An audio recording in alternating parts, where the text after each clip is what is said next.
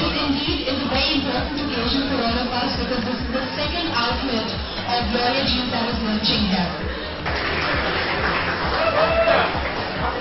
Here at Gloria Jeans, we like to live life one step at a time. That's the motto that we go by. Here we have two great speakers to give their experiences on how they live their life one step at a time. Mr. Asadumar and Mr. Nadeem. This is a beautiful place for younger generation to enjoy and for the oldies of me to come and unwind. But I think more than that, the most beautiful thing about it is that it shows that in Pakistan there is both a consumer and demand and appreciation for something like this. That point onwards, actually when I started my career, a lot of people have asked me, what did you do to become the CEO? I tell you, probably the most important thing I ever did was I never thought about becoming the CEO.